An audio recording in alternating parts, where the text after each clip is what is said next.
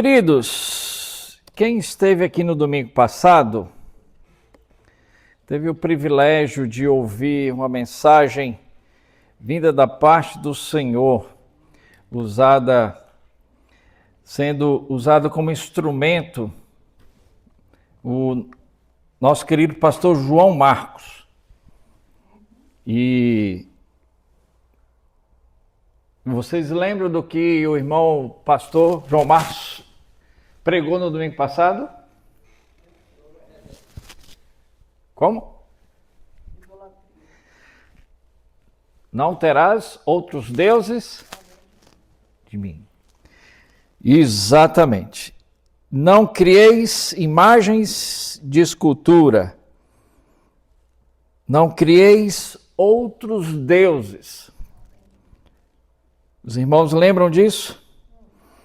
E no final nós cantamos um cântico que diria assim: adorarei somente a ti, Jesus. Foi verdade? Não sei se os irmãos lembram isso. E eu falei assim: observe no que os irmãos acabaram de ouvir nesta noite. Sobre a adoração a outros deuses, que muitas vezes nós criamos outros deuses e nem percebemos. E observe que nós cantamos: adorarei somente a ti, Jesus. Eu não combinei nada com o irmão, com o pastor João Marcos, e ele sabe disso, não é? Mas eu já havia planejado para o dia de hoje também dar prosseguimento ao tema adoração. E será quase que uma sequência, permita-me sim dizer, pastor, sem querer retocar, porque a mensagem para mim foi irretocável, mas com uma outra ênfase. E eu vou dizer por quê. Não sei se os irmãos sabem, a Igreja Batista, no mês de novembro, enfatiza a música na igreja, a adoração. O quarto domingo de novembro é o dia do ministro de música batista, ou seja, do líder de louvor e adoração batista. E durante muitos anos, o mês de novembro era o mês da adoração. E anualmente, neste mês, eu prego sobre este assunto, sobre a adoração. E o pastor, vamos dizer assim, pastor João Marcos deu o pontapé inicial, né, pastor? Usado por Deus. E foi uma bênção ouvi-lo. E hoje eu queria, em até alguns momentos, citar alguns trechos, né, que também foi citado pelo pastor João Marcos para reforçar a palavra de hoje. Mas eu queria, pegando a questão da adoração e de criar outros deuses, dizer que nós estamos vivendo momentos dificílimos nesta área, na área da adoração. Há uns 2 anos atrás, o pastor João Soria, da Igreja Batista da Moca, em São Paulo, me ligou perguntando se eu poderia participar de uma live que ele faz com missionários. Eu e a minha esposa, nós somos missionários da North American Mission Board. E como falei há pouco, desenvolvemos esse trabalho missionário aqui. E eu falei, claro, ele toda semana entrevista missionários por todo o mundo. E durante a entrevista, a live, ele me perguntou qual é uma das maiores dificuldades que o irmão enfrenta aí nos Estados Unidos. Aí eu falei, a maior dificuldade que nós enfrentamos aqui na América é o Deus chamado Mamon. Ele, como assim? Eu falei assim, aqui o dinheiro fala mais alto. Mamon fala mais alto.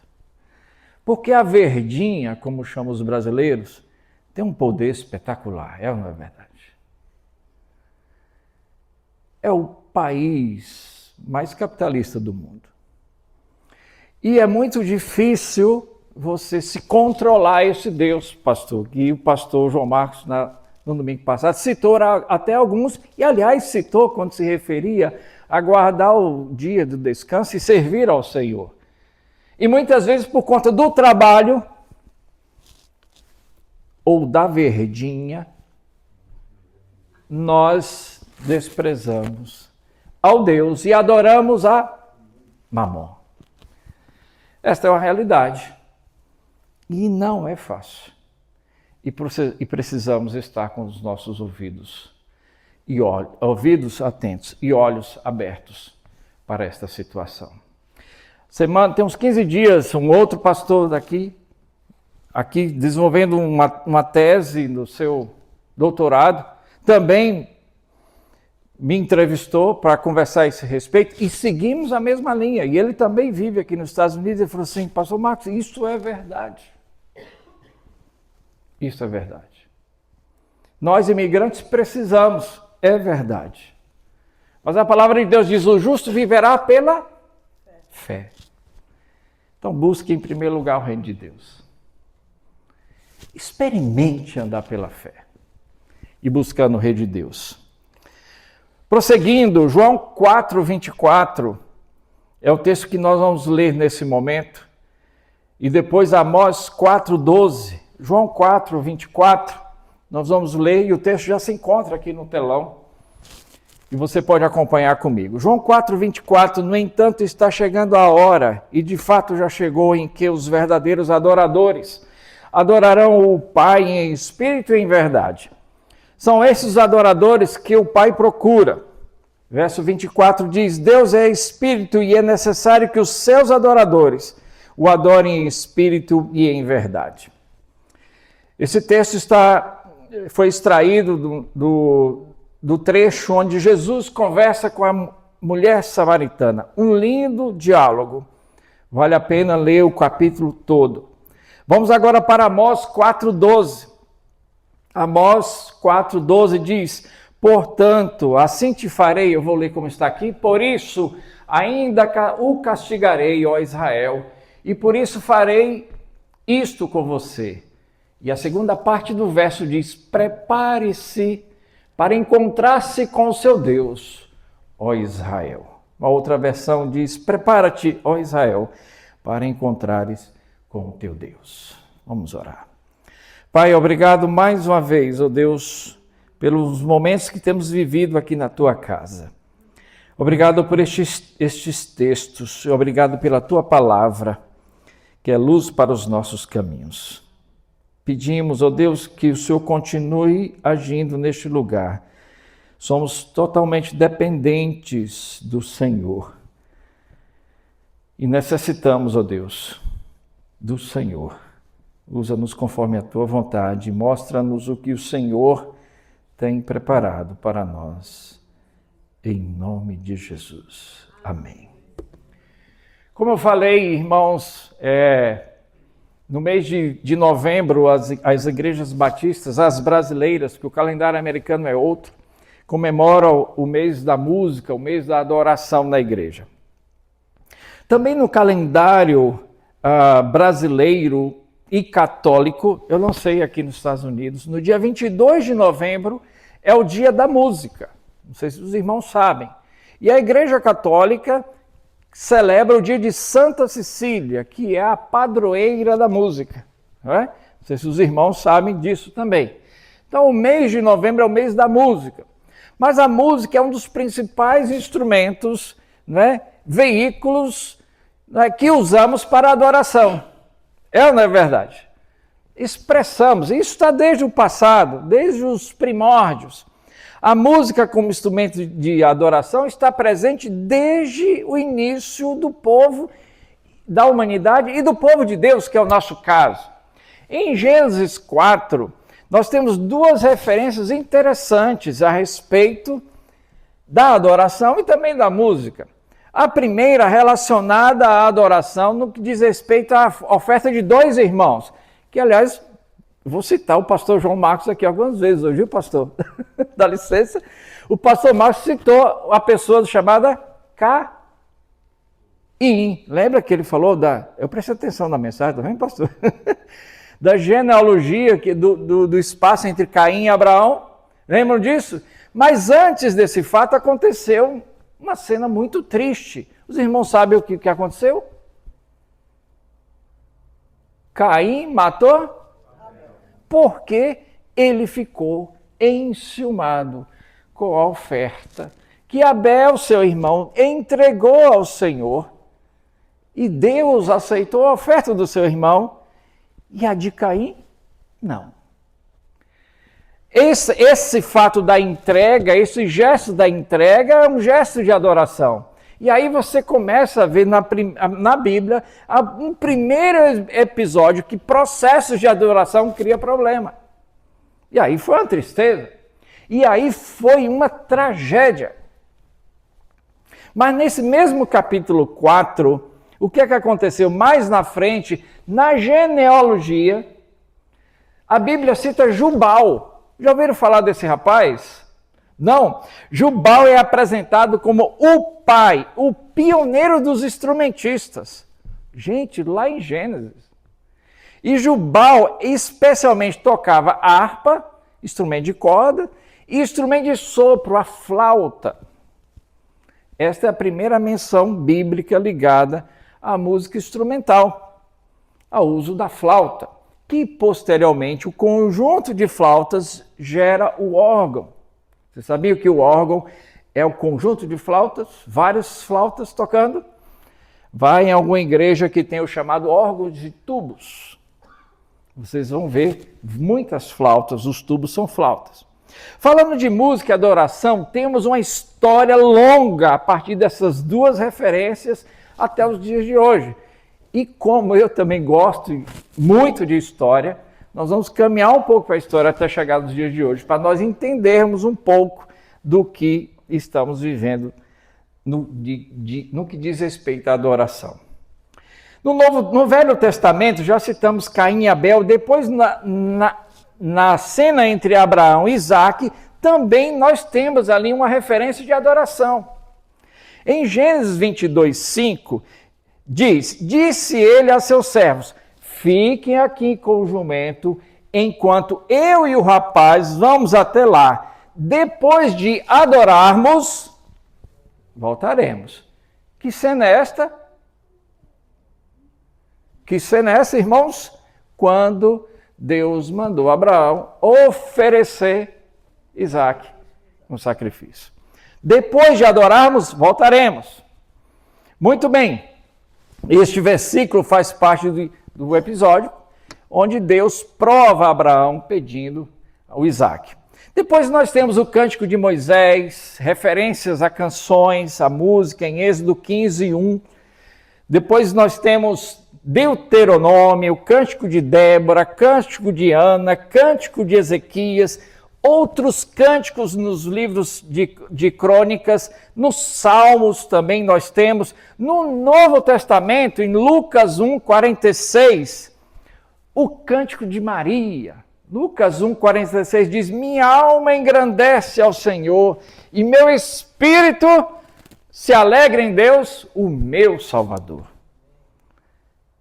Depois nós temos também Lucas, o Cântico de Zacarias, Cântico de Simeão, outros cânticos em Apocalipse. Em Romanos 11, se você abrir, está lá escrito, lá no verso 36, hino de adoração. Está lá. Ó profundidade da riqueza e da sabedoria e do conhecimento de Deus, e por aí vai. Também temos referência de Jesus cantando após a ceia. Também Paulo e Silas cantaram aonde? Na prisão, música, louvor, adoração. Muito bem. E aí o cristianismo cresce, né, e começa a incomodar, e como foi citado na semana passada pelo pastor Constantino, em 313, após a sua conversão, né, e há controvérsias nisso, que a gente não sabe, né, pastor, se foi uma conversão ou se foi uma ação política, não é? Ele liberou o culto cristão e extinguiu a perseguição dos romanos aos cristãos.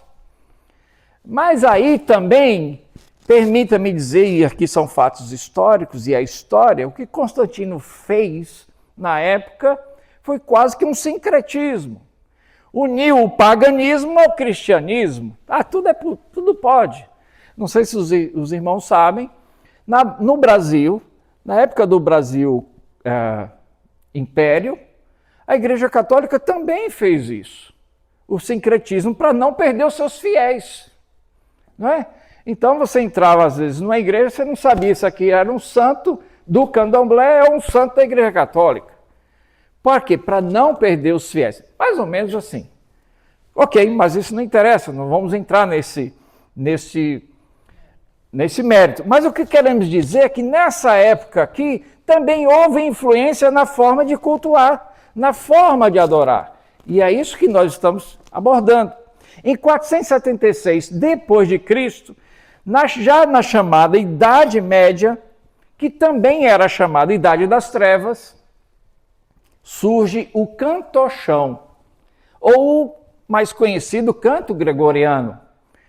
O que é isso, canto gregoriano? A igreja determinou que para adorar, que para louvar, deveria cantar músicas com uma única melodia. Se quisesse cantar como dupla sertaneja, duas vozes, era pecado. E acredite, era considerado o diabo. E aí, o Papa Gregório, São Gregório Magno, instituiu, compilou, organizou a música que era considerada sacra para a adoração. E nada mais além disso. E outra coisa,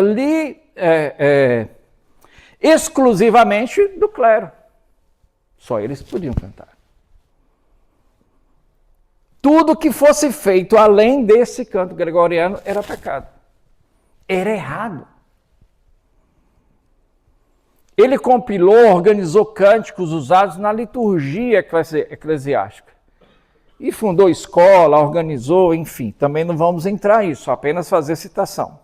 Mais na frente, em 1473, uma data que você gosta de história, sabe que é a chegada, que marca a chegada do período chamado renascentista. Depois da Idade Média, 1473, chega a época do renascimento cultural. Em 1473, um dos fatos que aconteceu foi a tomada de Constantinopla pelos bárbaros. E a cidade de Constantinopla, que parece-me que hoje é Istambul, não é? Foi dado esse nome por causa de Constantino, que na época fundou essa cidade.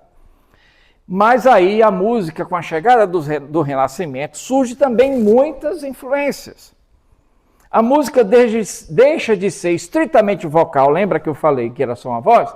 E passa também a ser cantado por outras vozes e surge também instrumentos, porque instrumentos também era pecado para tocar na igreja.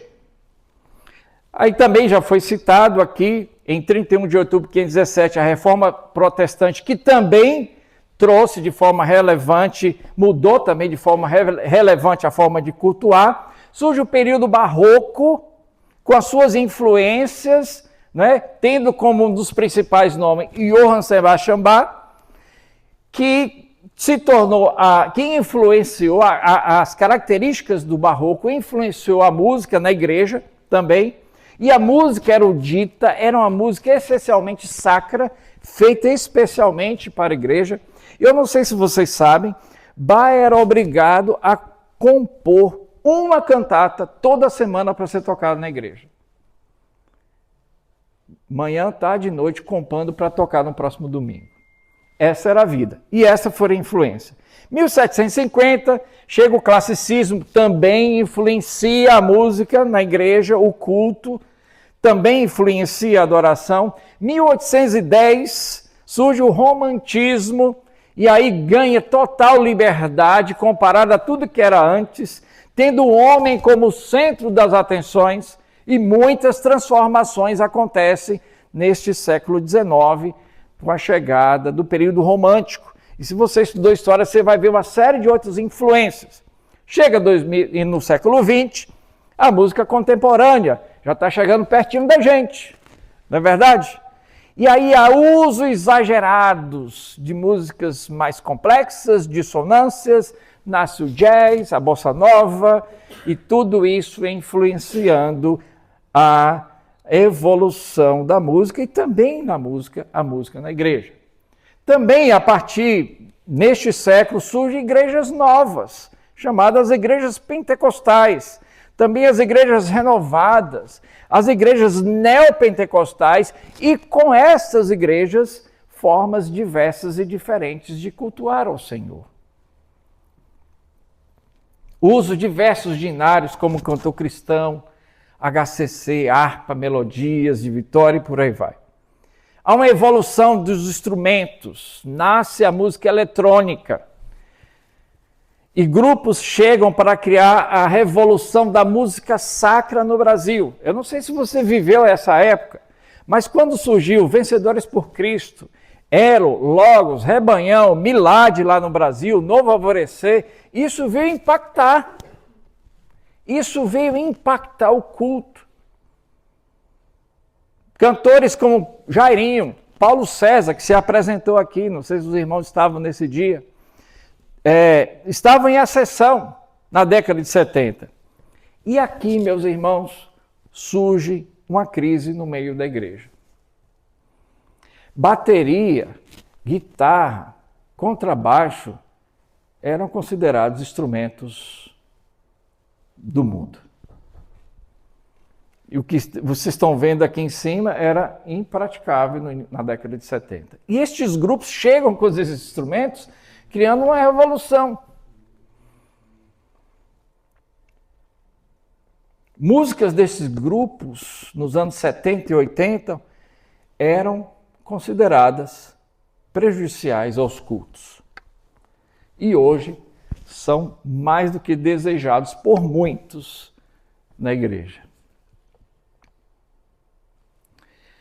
Eu me lembro que quando surgiu o grupo Rebanhão, com o Jamile, se não me falha a memória, o líder dele, e eu era adolescente e não tinha dinheiro para comprar o LP. Aí eu ganhei uma fita cassete e eu peguei o LP emprestado e escondido, que minha mãe não podia ver esse disco porque ela ia brigar comigo. Que era um disco que cantava assim: minha vida que era muito louca, só faltei correr atrás de avião. Olha isso, final da década de 70 e início de 80. Mas Jesus entrou no meu deserto e inundou o meu coração. E a música termina falando assim: sem Jesus Cristo é impossível, se quiser morar no céu, se quiser, parece ataiá, vai para o Beleléu. Eu era adolescente, eu adorava esse negócio, né? De ir pro Beleléu, me dê esse disco aqui, eu quero gravar. Aí um colega, um amigo, emprestou o disco. Não tinha ninguém em casa nesse dia. Coloquei lá no meu som gradiente 3 em 1. Vocês sabem o que é isso? Picape, rádio e toca-fita, 3 em 1. Eu me lembro que quando uma pessoa da escola dominical queria explicar a Trindade, pensa no som 3 em 1. Aí eu coloquei no meu picape lá, liguei o gravador, e aí quando estava passando essa música, eu aumentei o som para curtir, eu ouvi o som do portão abrindo. Eu corri logo, desliguei, minha mãe chegando. E esse mesmo grupo falou assim: se a tristeza tentar pegar o seu coração... Alô? Se a tristeza... Vou continuar porque está gravando. Se a tristeza tentar pegar o seu coração, o texto diz: pegue a guitarra e cante um rock para louvar Jesus. 1980. Esse mesmo grupo. Se a tristeza tentar pegar o seu coração, pega a guitarra e toque um rock para louvar a Jesus. Isso criou uma maior crise no meio da igreja. Eu me lembro que o grupo Milad, que foi um grupo que se dividiu, que saiu do Vencedores por Cristo, foi para um congresso de jovens batistas lá em Tapetinga, na Terra Prometida, que você já conhece. Conhece de ouvir falar, não é? E eles começaram a dar uma palestra a respeito disso, e o pastor que estava recebendo né, pastor Samuel Oliveira Santos, nenhuma crítica, nada aqui, só estou narrando fatos, tá? Em uma das suas palavras, fez uma crítica ao que estava sendo usado no louvor daquele Conjubaçu, porque tinha uma parafernália de coisas, e nessa igreja só usava o órgão e o piano. E de repente entra tudo aquilo na igreja. E o pastor, meu Deus do céu, para onde é que vai minha igreja?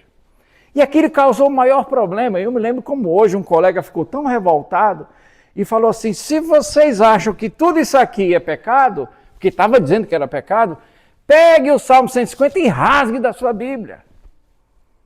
Olha que crise na adoração nessa época. Que crise. E aí surgem os playbacks, e aí a gente entra no século XXI. E a música sofre, e a adoração, consequentemente, um impacto da internacionalização e comercialização. E, consequentemente, uma influência fortíssima na adoração. Isso se dá devido ao advento da internet. Surgem igrejas e bandas que começam a dominar o estilo musical, vendendo uma música fácil e barata para ser usada e utilizada na igreja, nos cultos da igreja. Os templos ganham novos formatos, os templos ganham novos formatos. Agora os templos devem estar parecidos com as casas onde os shows gospel acontecem, são realizados. Templos escuros, paredes pretas, muito som e fumaça. É assim que funciona e que deve ser. Aquilo que só era visto no passado em boates, em casas de shows, em ambientes considerados mundanos, agora se torna sacro. Modelo de adoração. Pastor Hélio Schwartz Lima também já pregou aqui nesta igreja, ele veio visitar os Estados Unidos, pregou aqui. E ele foi pregar em uma outra igreja aqui, nos Estados Unidos, e eu o acompanhei para ajudá-lo. E chegamos lá, obviamente eu não vou citar, ele sentou e falou assim, Marcos, mas por que tudo está preto? Eu falei, não sei, pastor, mas é a tendência. Ele falou assim, será que as trevas estão entrando na igreja?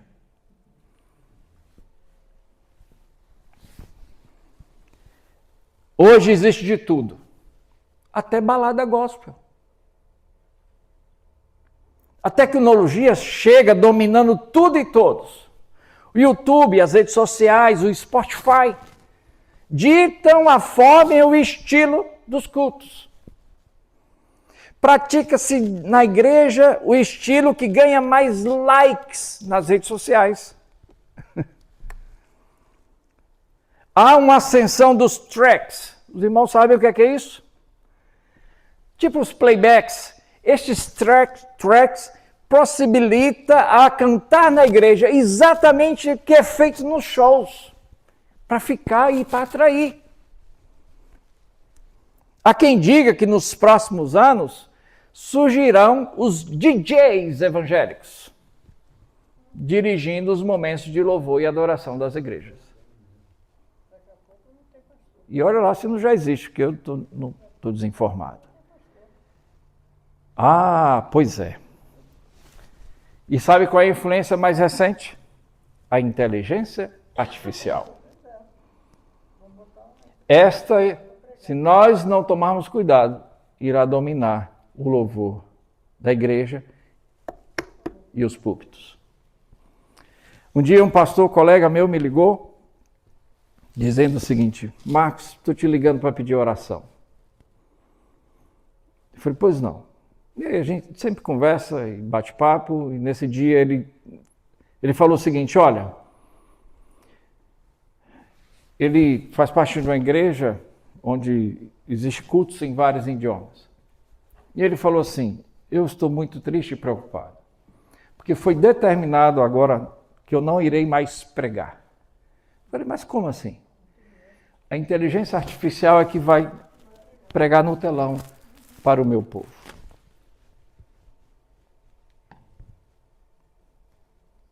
Será que Jesus está voltando? Hein, Brian? Ele falou assim, eu não estou acreditando na ordem que eu recebi. É uma mensagem que é colocada, sei lá, num programa, num software. E a inteligência artificial joga, ele sai, todo mundo senta e assiste o telão.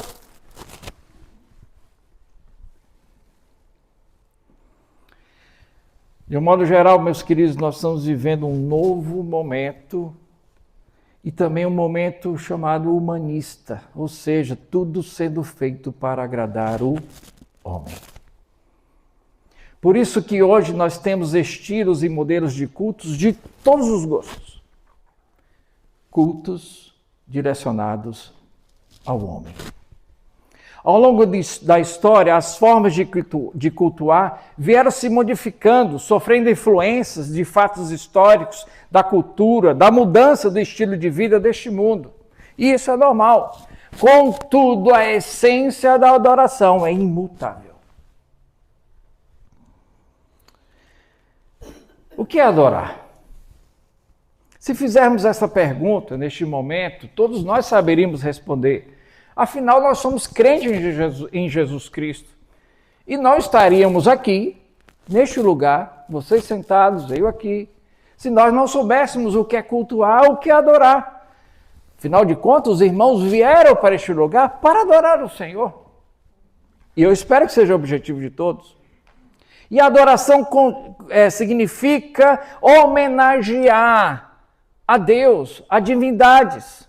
Adorar, homenagear a Deus. E no nosso caso, significa adorar o Deus Todo-Poderoso. O Deus Eterno, o Criador dos céus e da terra, que vive e reina, que vive e viverá para todo sempre, que reina e reinará para todo sempre. Cada culto de adoração a Deus deve incluir louvores, elogios a Ele e unicamente a Ele. E a Bíblia nos exorta constantemente ao povo de Deus, o povo de Deus para adorá-lo. Nós vimos aqui a citação do pastor João Marcos na semana passada, onde o povo sempre se desviava e procurava ídolos. E Deus sempre lutando com este povo, para trazê-lo para si e para dizer, não terás outros deuses além de mim. No Antigo Testamento, a Bíblia emprega 3 palavras básicas para conclamar os israelitas a louvarem ao Senhor. Bendizer, aleluia, que é louvai ao Senhor. Aliás, é uma expressão que em todas as línguas se fala aleluia, não é verdade? E dar graças. O chamado para louvar a Deus também está no Novo Testamento. O próprio Jesus, lá em Mateus 11, 25, diz, eu te louvo, Pai, Senhor dos céus e da terra, porque escondeste essas coisas dos sábios e cultos e revelaste aos pequeninos. Paulo também espera que todas as nações louvem a Deus. Romanos 15, a fim de que os gentios glorifiquem a Deus por sua misericórdia, como está escrito, por isso eu te louvarei entre os gentios, cantarei louvores ao teu nome. E o seguinte diz, cantem de alegria, ó gentios, com o povo dele. E mais, louvem ao Senhor todos vocês, gentios. Cantem louvores a ele todos os povos. E nós temos uma série de outros textos também no Novo Testamento. Quando nós entramos na presença do Senhor, não deve existir outro pensamento, outro objetivo, a não ser de o exaltar, a não ser de louvar o seu santo e bendito nome. Deus tem que ser o centro de todas as coisas. Nestes últimos tempos e com a chegada também da pandemia, surgiu uma nova forma de culto, o chamado culto virtual. Uma experiência de adoração diferente. Aliás, nós trabalhamos numa igreja em Miami, na fundação de uma igreja brasileira em Miami, e com 2 meses de vida surgiu a pandemia. Enquanto muitas igrejas estavam fechando por causa da pandemia, nós estávamos abrindo uma. E reunimos, acho que 2 meses no hotel, em um hotel, e depois fomos para um templo. Chegamos no templo, felizes da vida, veio a pandemia, fecha tudo. E aí, eu, a minha esposa, os nossos filhos, transformamos a nossa casa no estúdio, para que todos pudessem cultuar. Terça-feira a gente tinha nosso estudo bíblico, oração, tudo pela internet. E muita gente gostou disso. A pandemia acabou, eu falei, não, agora fica legal eu ficar aqui no meu sofazinho, é maravilhoso. E surgiu um novo estilo de adoração. Mas isso, à luz da Bíblia, não é correto. Hebreus 10, 24 e 25 diz, e consideremo-nos uns aos outros para incentivar-nos ao amor e às boas obras. Verso seguinte, não deixemos de reunir-nos como igreja, segundo os costumes de alguns. Mas encorajemo-nos uns aos outros, ainda mais quando vocês veem que se aproxima o dia. Esse é um dos textos fortes do Novo Testamento, ensinando que a fé cristã deve ser vivida em comunidade. É isso aqui que é corpo. Não é isso aqui. Não é isso ali. Isso aqui que é o corpo de Cristo. Que coisa linda. E vocês são lindos e maravilhosos. Muitos estão desenvolvendo uma tese dizendo o seguinte, eu creio em Deus, eu dou a minha oferta e meu dízimo pelo zelo, faço a minha transferência do dízimo, posso tranquilamente desenvolver uma vida cristã sem precisar ir à igreja para adorá-lo. Não caiam nessa cilada, que é do diabo. Eu posso adorar a Deus sozinho em minha casa? Pode. Mas se todos pensarem assim, fecha a igreja. Fecha a igreja. E as outras obras do corpo? Precisamos estar unidos. Atos 2 diz que a igreja primitiva vivia perseverando na doutrina, na comunhão, no partir do pão, nas orações, diariamente perseveravam unânimes no templo, louvando a Deus. Culto, meus irmãos, é um encontro com Deus. O salmista, no Salmo 42, diz, como a corça anseia por águas correntes, a minha alma anseia por ti, ó Deus. Ou seja, eu anseio por encontrar-me com o meu Deus. A minha alma tem sede de Deus, do Deus vivo. E aí ele diz, quando poderei entrar para apresentar-me a Deus? Este é o sentimento do adorador. Está ansioso, contando as horas, os minutos, os segundos, para estar com o povo de Deus adorando. A minha alma tem sede de Deus. Certamente nós já experimentamos a ansiedade de encontrar com uma pessoa querida, com um parente, com um namorado ou namorada. Esta emoção, contando as horas, será quando é que eu vou me encontrar? É isso. Esta emoção para encontrar com Deus, a adoração genuína é encontro com o Senhor. Não devemos transformar os nossos cultos num ritual para aliviar a consciência. Eu só vou na igreja, eu tenho que bater o ponto lá. Não. Mas o encontro é com Deus eterno, rodeado de emoções equilibradas. O culto racional, como diz a sua palavra em Romanos 12. Portanto, irmãos, rogo-lhes pelas misericórdias de Deus que se ofereçam em sacrifício vivo, santo e agradável a Deus. Este é o culto racional de vocês. E Paulo escreveu isso depois de um hino. Se você olhar os últimos versículos de um hino que eu já citei aqui, é um hino de adoração a Deus, um culto racional, a adoração equilibrada.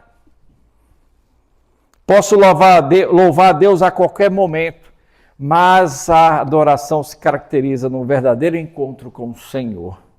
é sentir a sua presença verdadeiramente.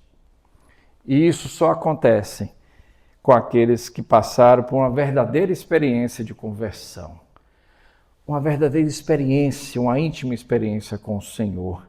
Aqueles que aceitaram Jesus como seu único e suficiente Salvador.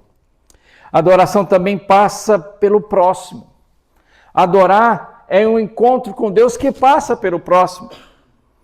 Eu não consigo desenvolver uma adoração genuína se eu não estou bem com meu irmão. Se eu não estou em comunhão com os meus irmãos. Primeira carta de João 4:20 diz, se alguém afirmar, eu amo a Deus, mas odiar seu irmão, é mentiroso.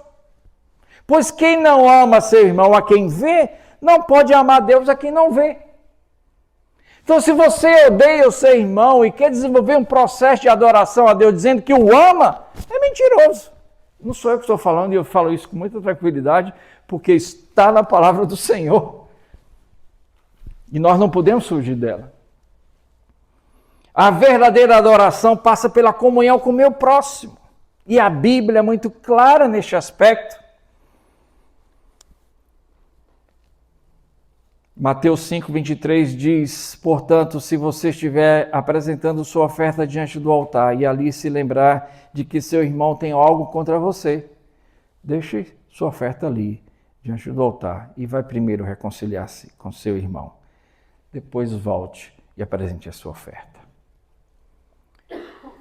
E adoração também, queridos, é encontro com Deus em espírito e em verdade. O texto que nós lemos no início diz, João 4:24, Deus é espírito, e é necessário que os seus adoradores o adorem em espírito e em verdade. Importa para Deus adorá-lo em espírito, genuinamente, autenticamente.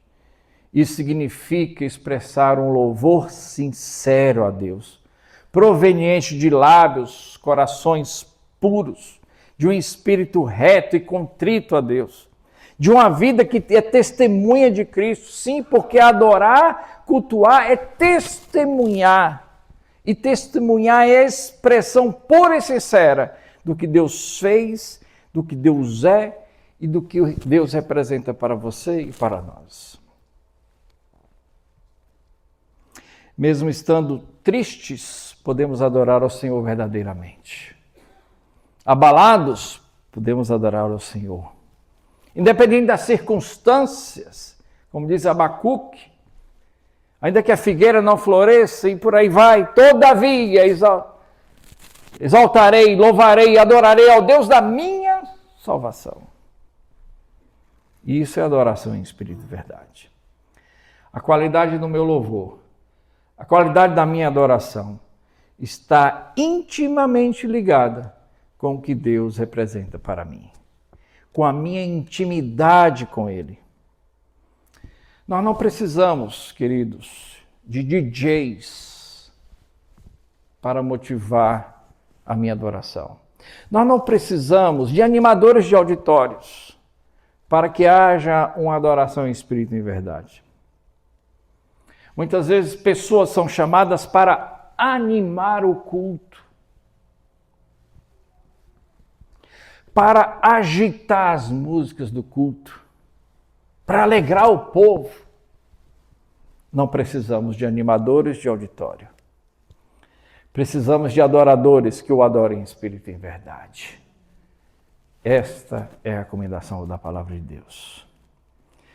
E no texto que nós lemos lá no verso 23 do capítulo 4 de João, Jesus se referindo, dizendo para a mulher samaritana, diz, porque há tais pessoas assim, Deus procura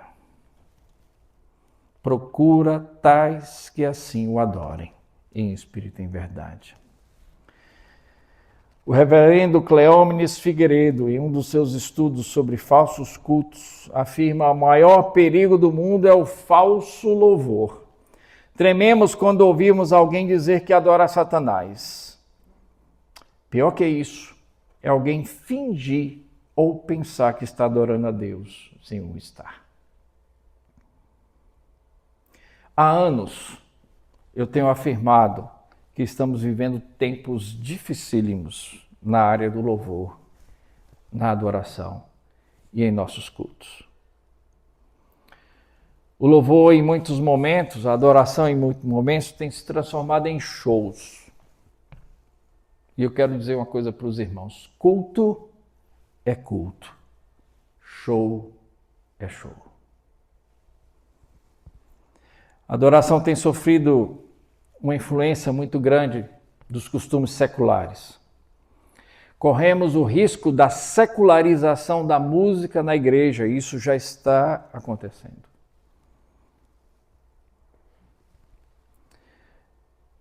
Na década de 90, a professora e irmã Zelda Cardoso de Oliveira, esposa do pastor Marcílio de Oliveira Filho, pastor de adoração da Primeira Igreja Batista do Curitiba,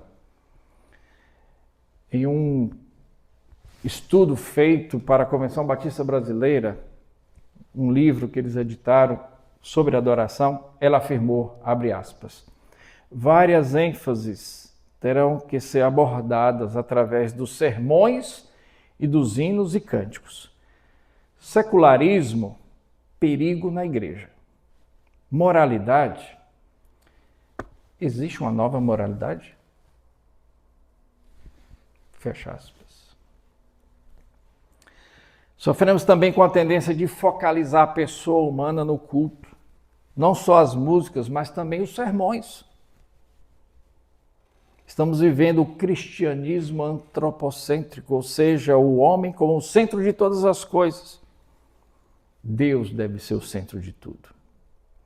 Às vezes, quando pregamos algo,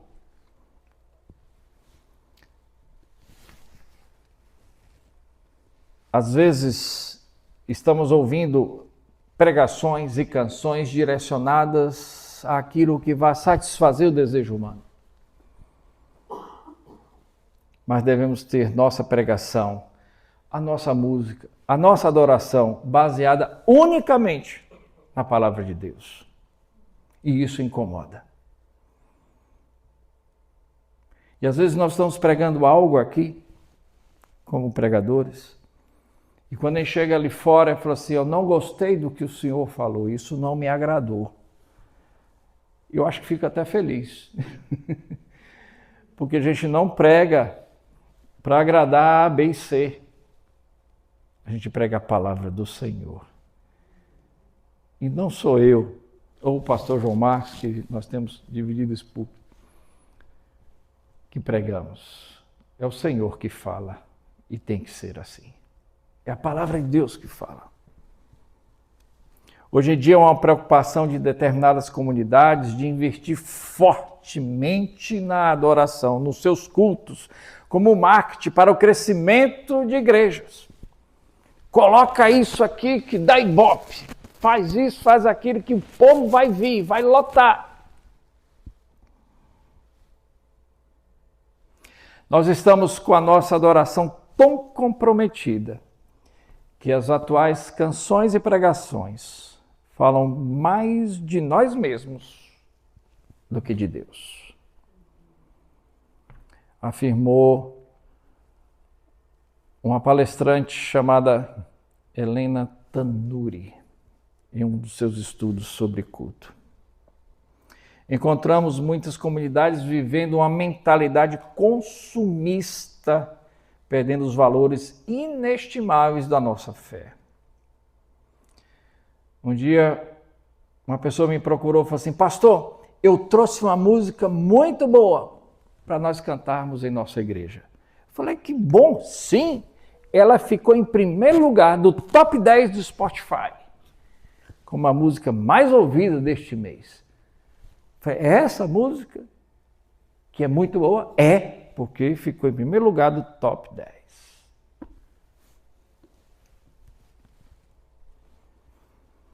Há um profundo desinteresse pelo estudo bíblico e uma maior ênfase na celebração.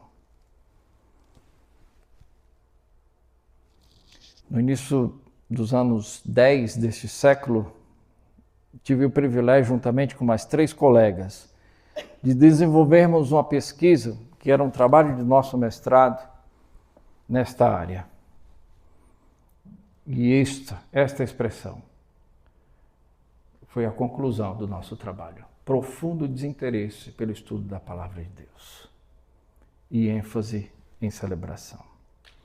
Queridos, finalizando, jamais devemos esquecer que o culto é um verdadeiro encontro com o Senhor, que passa pela comunhão com o meu próximo, resultando em uma expressão sincera de louvor a Ele, uma adoração em espírito e em verdade.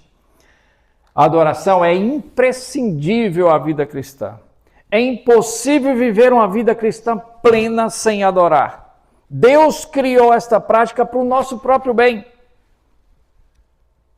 Karl Barth disse: o culto cristão é o ato mais importante, mais relevante e mais glorioso na vida humana. O pastor John Sutton, missionário lá no Brasil, também em um dos seus livros diz: a adoração é a máquina que puxa a vida espiritual do fiel. E quando lhe falta energia da adoração, há um descarrilamento da jornada cristã. Deus procura os verdadeiros adoradores. Prepara-te, ó Israel, para encontrares com teu Deus. Oremos. Louvado seja o Senhor pela tua palavra. Louvado seja, ó Senhor, nosso Deus, pela tua palavra. Eis-nos aqui, Senhor, como adoradores, como servos teus. Abra os nossos olhos, Senhor, para que possamos ver as maravilhas da tua lei, para que possamos render a ti um louvor que só ao Senhor é devido, para que possamos expressar um verdadeiro louvor, conforme a recomendação da tua palavra em espírito e em verdade. Ó Senhor, estamos vivendo tempos difíceis, mas estamos aqui buscando a tua vontade, como igreja PIB Del Rey, como servos do Senhor, como corpo de Cristo. Estamos buscando, ó Deus, viver o verdadeiro louvor, a verdadeira adoração, Senhor. Nos dê sabedoria e discernimento, ó Deus, para sabermos separar o joio do trigo, para discernirmos, ó Deus, aquilo que te agrada, para vivermos em comunidade conforme a orientação da tua palavra, para buscarmos ao Senhor verdadeiramente, para expressarmos o louvor em espírito e em verdade, para estarmos preparados para nos encontrarmos com o Senhor. Sim, Senhor, este é o nosso desejo, esta é a nossa adoração. E agora, Senhor, nós pedimos também que o teu amor, o amor glorioso do nosso Deus, a graça do Senhor Jesus, o nosso Salvador, o motivo do nosso louvor, da nossa adoração, e as consolações do Espírito Santo estejam com este povo aqui, neste lugar, com esta igreja, e com o teu povo também, o Senhor, espalhado por toda a face da terra, hoje e para todo sempre, Senhor. Em nome de Jesus, o nosso Salvador. Amém. Amém. Irmão,